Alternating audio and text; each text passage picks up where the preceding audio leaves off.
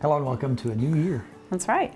Of Tim Palmer's Country Kitchen, 2019. How Happy about New that? Year. Woo! You know what? We had a Merry Christmas, did we not? Yes, we did. We both need to lose weight. So, you know, now here's the deal. Let's just say I could stand to lose some weight. Okay. And if you want to, I'd you look to. fine, but if you want to, you can. look good too. You don't need to lose any weight. So anyhow, we're going to do a couple things tonight that have less calories. Okay. But they're still delicious. They're still delicious. Okay. And, you know, now the reason we travel, went to northern Kentucky with all that wonderful German influence. You know, the northern part of Kentucky and Cincinnati had a huge German population way back in the late 1800s. Right. And there's a lot of good carryover German outfits up there. Oh, yeah. So I had a buddy of mine the other day on Facebook. He messaged me. He just got back from, I think he went to Budapest, and he said, "Did you have any pig knuckle while you were over there?" We did not. We did not. We saw it on the menu, but we were too busy with our schnitzels and all that kind of stuff. But let's go one step further. Let's take it Kentucky style. Before we get started, as we look back, we had our look back show last week. We put our red jackets away. I put those away for Obviously, the year. Is that okay? Thank you very much. But you know what? We lost somebody last year that was really a cool guy. This is Russ Chittenden. You know, Russ passed away, and you say, "Why are you smiling?" Because every time I think about Russ, he was just a hoot. He enjoyed life, and he lived way up into his 90s. Yeah. Neat guy. You talk about a celebration of life. He was the greatest generation.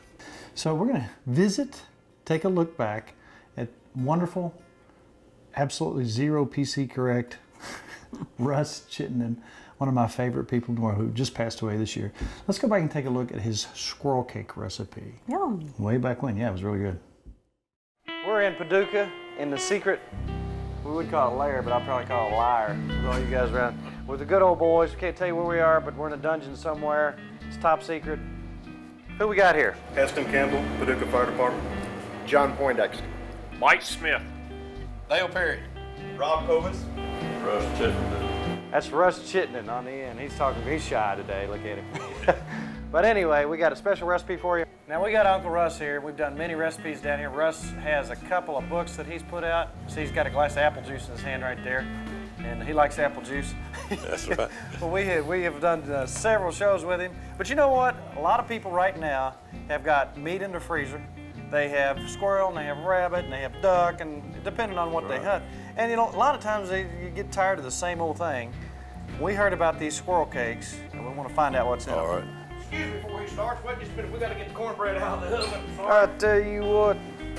Now, what kind of cornbread's that? Broccoli cornbread. Woo, broccoli cornbread. We'll talk about that later. All right, tell us what is in squirrel cake.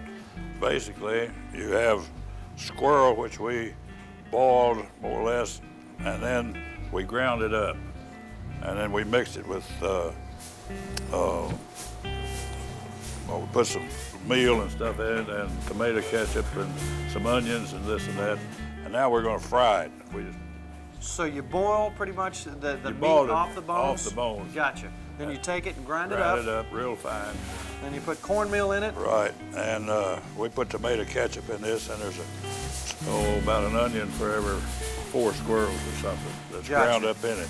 So this is going to be kind of like a salmon patty type deal. That's a whole lot like that, yes. Okay. It's just a different deal.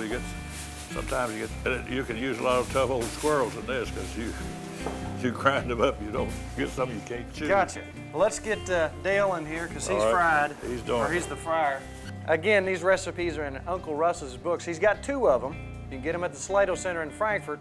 And I tell you what, I use them all the time. Now tell us again, Dale, what's in the squirrel before we put them on the stove? The squirrel has been deboned and taking the meat off the bones. It's instant mashed potatoes, onions. Everything has onions in it. And a little ketchup for color. And you just make a cake. Basically, it's the same thing as a salmon patty. Now, do you take these books around with you for the recipes? One time we were coming to Frankfurt and had to cook for one of the meetings up there. And of course, we always forget something. We had to go to the store to pick up an item that we had left. And we have 2 of Rusty's cookbooks on the dash of the truck. And it was a little seedy part of town, to be honest with you. And while we were there, we were inside and somebody broke the windshield of the truck and left 2 more of the cookbooks. and left 2 more. Oh, Russ, I wouldn't take it if I was you. All right, let's fry these up because we want to taste these things. See what we're doing here. Okay, that's...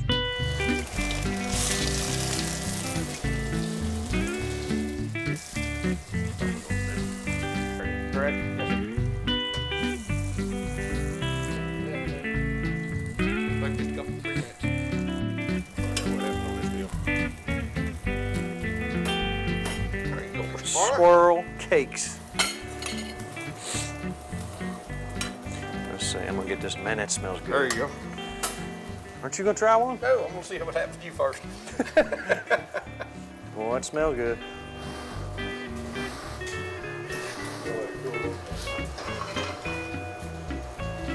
Probably hot just coming off that fire. Oh, that's good.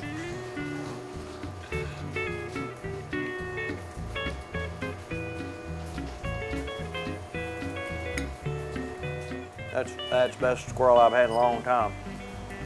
Squirrel Cakes. Russ had a cookbook out back in the day. You've used some of those recipes too. I have used some of those recipes. You know, the high dollar soup. It's one of my favorites. Oh man, these guys could cook. Okay, so you've watched our show and you've seen how to make your own sauerkraut. You watched Lois come on board, or there's actually stuff you can buy right here in Kentucky. This is true Kentucky sauerkraut. Smell that? Smells pretty good, actually. So when Bo was talking about pig knuckle, they take it and they put it sometimes over sauerkraut or over onions. Now, these are not pig knuckles. These are hocks. We're gonna take 2 of them. But first, we're gonna take an onion. Oh, we're just gonna cut rings out of this. I used to walk in my grandmother's house, Nikki, and I would smell this smell. And I thought, man, how do people live like this? And I looked at her house and it seemed fairly clean. What I didn't know as a kid, she had her kraut crock going. So it's bubbling and gurgling. I was like, oh, our house smells terrible. Now I know what that was. But Lois's way, if you take a look at some footage we did here, 1 jar at a time, is easy peasy. It's self-contained, it's in the jar, it ages on its own, and when you're done, you just pull it out. Now, Lois recently did a cookbook. Let's see if I can find her cookbook. Now, we not only show off our stuff, but we show off the people we like. And this is our friend Lois. All good recipes. She is one of that generation of cooks who learn from their mothers, who learn from their mothers. And she carries all this stuff on, just great stuff. Kind of the same recipes that we have, but here's her take on some stuff. We're gonna tell you how to get that in just a little while. All right. Okay, let's take these onion rings and let's put them in here. Now I'm gonna take some caraway seed. I always like some caraway seed. This is one of those recipes that people said they like easy. Well, let me tell you what, I don't know if it gets any easier than this. Now, I like a little sweet in mine if you like. I usually cut up some apples. Right. And I'll cut some apples up in here. I'll peel them, core them, and just put some slices out. It gives it a little sweetness. I'm gonna take a beer. I'm gonna pour in here. This is just a dark beer. You can use a light beer. A lot of times I like something like a Blue Moon with a little sweet in it, a little orange flavor. So we're just gonna take our ham hock right here. Yum. We're gonna put 2 of them in here. And we're gonna pour the beer over it. And occasionally, throughout the process, it's gonna take about 1.5 beers. We're gonna continue to pour beer over that as it cooks. Okay. Now, what you want is for this to brown up. You kind of see it shrink away from the bone. When you're done, I'm just gonna let this go for about 2.5, 3 hours at about anywhere from 300 to 325 until it gets nice and done. And then what you're gonna do is you're gonna take all that meat. There's more meat in that hock. That's $2.50. Yeah, they're pretty cheap. That is a miniature country ham. That's what it tastes like. It's what it is. And a lot of people would say, well, that's so simplified. Now, a lot of people do this. But once you take that out, take those pieces and put them throughout your kraut, and oh my goodness, you got something good right there. So uncovered, get that started. We've got a lot more stuff to cover here. So we're getting ready to pop this in the oven. But first, tonight is surf and turf. Now, when you think turf, you usually don't think this. But what's more turfy than a pig? That's right. They live in it, they roll in it, they waller in it. So that's our turf for tonight. What's our surf? I bet I know where we can go get some surfy stuff. Where? Alabama. You know, I'm interested in the process of seafood getting here. You know, you and I met a seafood restaurant. We love seafood.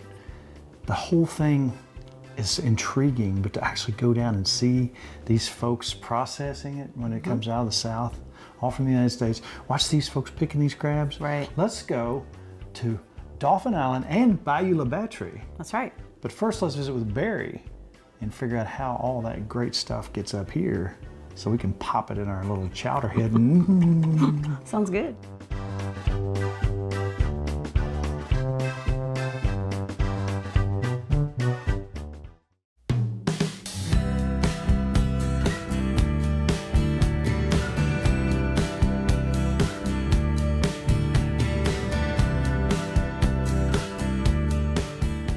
Okay, Barry, you're down here in E-Town. This is one of your brick and mortar stores. Your truck, AB Seafood, came behind McGill's there in Frankfurt. And I started looking at what you guys had, and I'm seeing fresh fish. Now, I've been in fisheries for a lot of years. That was my work. I know a fresh fish when I see one. So I'm looking at this stuff, and I'm seeing these royal reds, which Nikki is crazy about. So we take them home, and it's absolutely fresh. So the whole process here is fascinating to me. So we decided to take a trip down to your neck of the woods. Now, you don't live here in Kentucky. You live in Alabama. That's right. Beautiful little island in there, Dauphin Island. You're from there. You know everybody there. Yeah. Everybody knows you. You're kidding everybody down there. Yeah. But you've been fishing that little area since you were old enough to put your feet in the water, weren't you? Yes. My dad used to put us in the water before he'd go to work. And we'd go around at 10, 11 years old in a boat and stay out there all day. But you know what? There's nothing like growing up that way. No, I wouldn't trade it for anything. But this is an educational segment.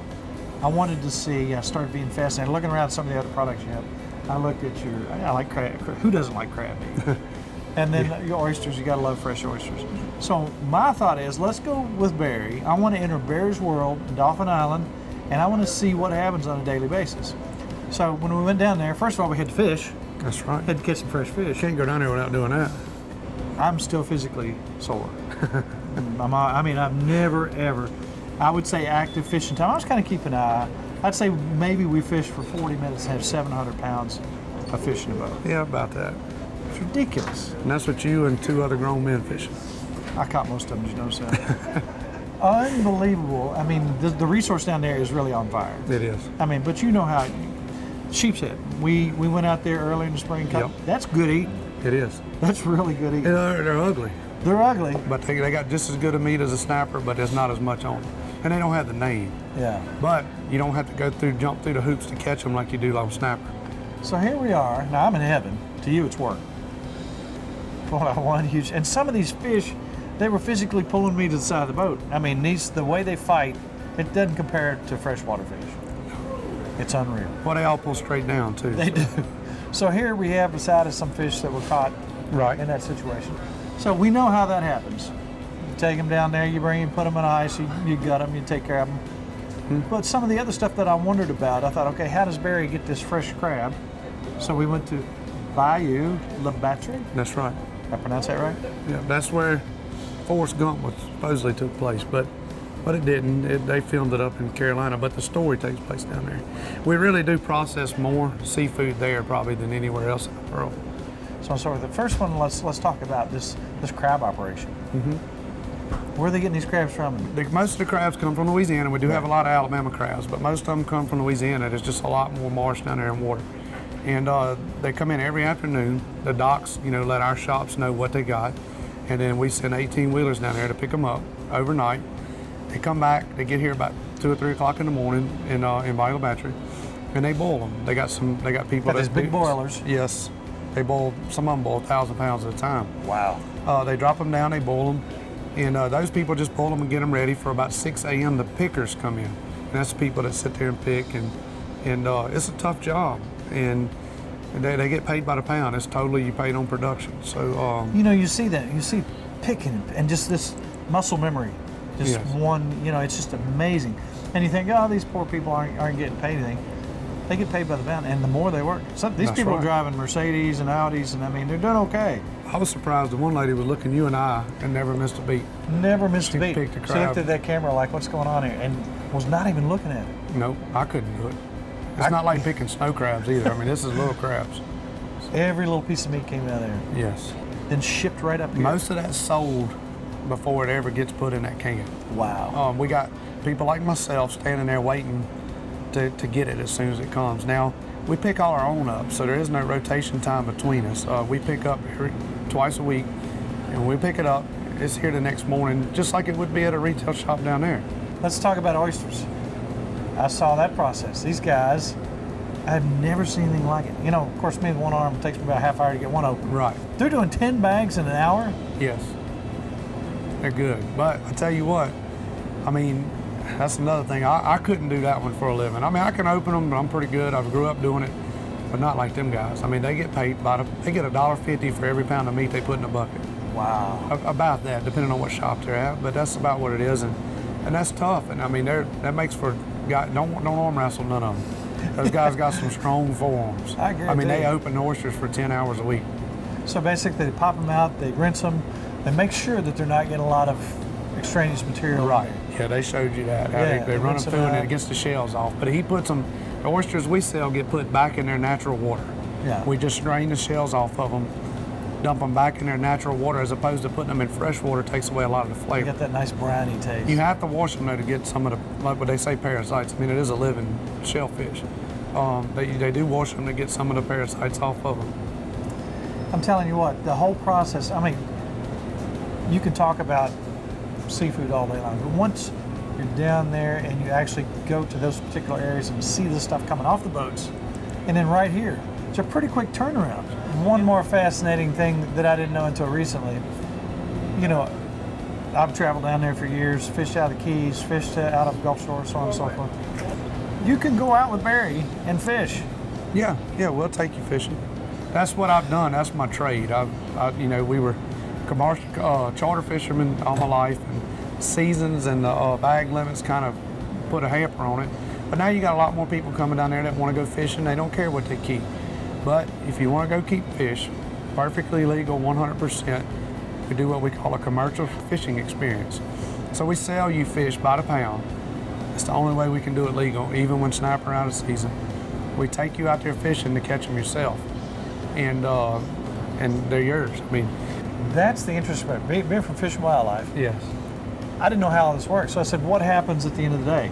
You got to call in every day. Yes. If you're fishing, you got to tell them how much you think you're going to catch, and then at the end of the day, they're going to check you, and then they follow you to your house, your fish house, and watch you clean them. Yep. They're great people, though. They're friendly people. They're not like breathing down your neck. They're protecting the resource. They got a job to do, and I'm glad they do it. Because if not, you see how many fish is out there. Oh yeah. If they didn't do it, everybody'd be catching fish. Now we pay an arm and a leg to be able to do it. Right. It costs us a fortune. I mean, just our permit to catch them is about $20,000, and that don't even really give you the right to catch snapper. Once you got that, if you don't have any quota that belongs to you, you have to pay to lease it, which can be up over $4 a pound. So every pound of red snapper we bring in here costs us, on average, about $4 a pound. That's before we pay for bait, ice, fuel, or help. Yeah, so boat. I mean, there's a lot of stuff that goes into it. That's what I meant earlier by saying you don't have to jump through hoops to catch the sheephead. Dude, I have a whole new respect for what you do. And, you know, we take it for granted. We get to eat all this great seafood, but, you know, it didn't just show up here. There's a lot of work goes on by a lot of people. Hey, before I started selling and cooking it, I didn't have all this. I was eating it. I could eat it all day. I really, not because I sell it, but I really enjoy eating it. Well, I enjoyed the whole process and seeing the whole work, and I'm sure our folks out there will too. Thanks again, Barry. Thank you, bud. Great.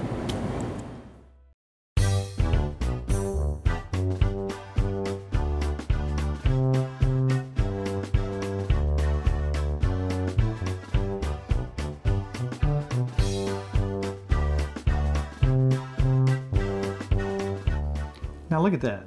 You talk about, let's say we got two of these here. Mm-hmm. Let's say one for you, one for me. That's a lot of meat. I couldn't eat all that. That's a lot of meat. Yeah. I bet you could if you're really hungry. Yeah, that's true.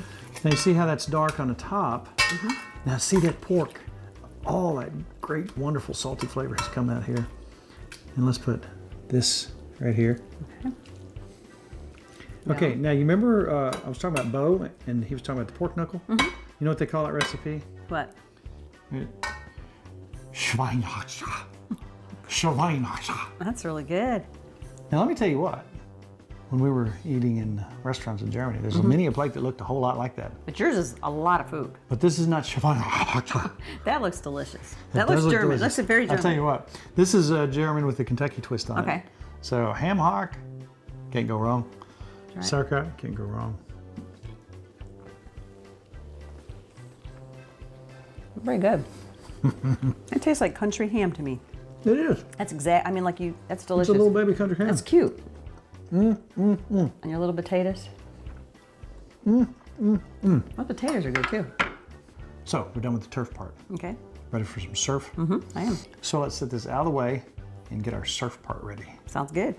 All right. I'll tell you what I'm going to do. I'm going to go probably, if I had to guess, about what, 2 cups of vegetable stock and another cup of water. Can I chop? You can chop. And again, people ask us all the time, where do you get it? Where do you get it? Look at that. Somebody, one of our Tim Farmers Country Kitchen family, who came to one of our live shows, actually sent that through the mail. And we use it all the time. We're finding them places. People are finding them. You're starting to see them now. Yeah. So you're going to take, I'm going to guess, I don't know, this all totals, let's say a medium onion, 3 or 4 small carrots, and 2 sticks of celery. And what we're going to do is we're going to bring this to a boil. Okay, we're just getting the flavor here. Now, Nikki, if you will, let's take that and let's just go to some thin slices. Really thin? I'll get the edge off first. Now this is all just for the taste. So we have our carrots, celery, onions, and lemon. Right. Bay leaf. These things lay all over the place on the ground down in Louisiana, and they charge us $6 for a little jar like this. Yeah. We're gonna put our lemon in. Now what we're gonna do is we're just gonna reduce this down. So now what else do we need for Glenn? More pepper? Lots of pepper. So what we're gonna do is we're gonna let this come to a rolling boil, put the fish in there, bring it up to just a nice simmer, and we're gonna lay that in and we're gonna let it cook for about 10, 12 minutes until it gets nice and white and flaky. Then we're gonna set it aside. Then we're gonna take most of this and pour it out, then we're gonna make us a sauce. Okay, now in our saucepan, doesn't it smell good? Does that smell good? Now, you know, we've been frying a lot of fish. We're going healthy now. That looks delicious. So that's what, a third And it smells delicious. stick of butter? Yeah, I'm gonna go a little heavy on the butter. Butter's good for you, isn't Butter's good for you. I looked it up in an article I wrote to myself it? Did you? about how good butter is for you. Good, I like that. Now we're gonna take 2 tablespoons of flour and thicken this up. All right. We want to get this real hot, obviously. Now into our butter and flour, let's pour a cup of our juice. This is like a recipe Raul would make. I like to use the stock and everything. Yeah. All right, now we're gonna do 3 tablespoons of Dijon mustard. Let's add a little salt, a little pepper, and a little sugar. All right. Now, let's take some half and half. All right. Whipping cream would be fine. And we're gonna put just about that much in there. Just cream it up a little. Yum. After you remove it from the heat. Yummy. It should still be thick enough. Now I'm only put half of this on there because we got some more for tomorrow. I'm gonna dump this on here.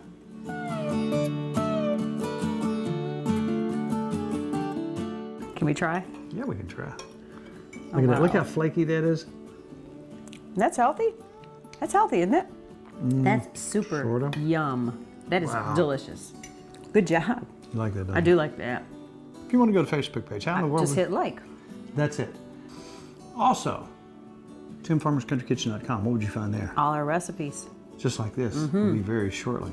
Now, real quick, TimFarmersCK@gmail.com. If you want to find out about Lois's cookbook, that's the place to go.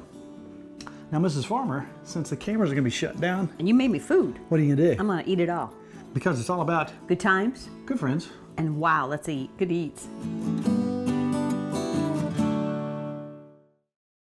To order a cookbook, please call 502-319-0487 or email timfarmerck@gmail.com.